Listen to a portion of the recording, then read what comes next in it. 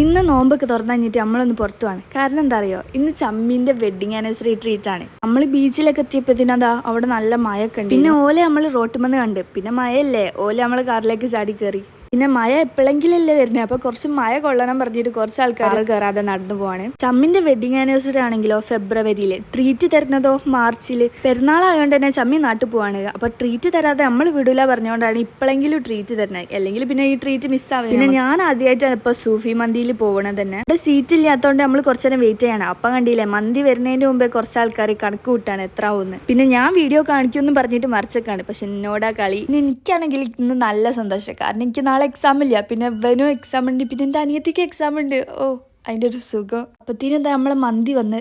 പിന്നെ അമ്മക്ക് എല്ലാവർക്കും ഹണി അൽഫാം മതി പറഞ്ഞിട്ട് നമ്മൾ ഹണി അൽഫാമാണ് ഓർഡർ ചെയ്തത്. പിന്നെ ഇവിടുത്തെ മന്തി ഫസ്റ്റ് ടൈം അല്ലേ ട്രൈ ചെയ്യണത്. മന്തിയും ടേസ്റ്റ് ഉണ്ട്, ഹണി അൽഫാമും ടേസ്റ്റ് ഉണ്ട്. അന്ന് എല്ലാവർക്കും അവിടുത്തെ മന്തി ഭയങ്കര ഇഷ്ടപ്പെട്ടിരുന്നു. പിന്നെ ചമ്മി ബില്ല് നോക്കിയിട്ട് പറഞ്ഞത് വിചാരിച്ചത്ര തന്നെ ആയിണ്ട്, പേടിക്കാനൊന്നുമില്ല. നമ്മൾ ഇത്ര ആൾക്കാർ മന്തി കഴിച്ചിട്ട് 2000 റുപ്യ ആയിട്ടുള്ളൂ. നമ്മൾ ഫുഡൊക്കെ കഴിച്ച് കഴിഞ്ഞിട്ട് കറക്റ്റ് ടൈമിനാണെങ്കിൽ ഇതാ സമോള എണീറ്റ് ഓൾ ഇതുവരെ ഉറങ്ങിനവിടെ.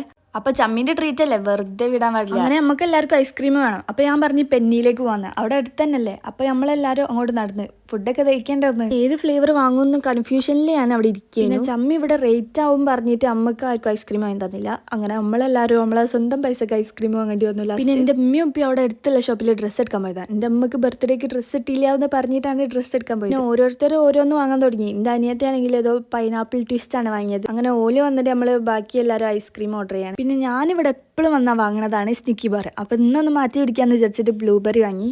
സംഭവം നല്ല ടേസ്റ്റ് ഉണ്ടായിരുന്നു. പിന്നെ എല്ലാവരും എൻ്റെ കൈയിട്ട് വരാൻ നോക്കി, പക്ഷെ ഞാൻ കൊടുത്തില്ല. അങ്ങനെ ഐസ്ക്രീം കഴിച്ചിട്ട് നമ്മൾ അവിടെ നിന്ന് ഇറങ്ങി. അപ്പം ഇന്നത്തേക്ക് ഇത്രേ ഉള്ളൂ, ബൈ.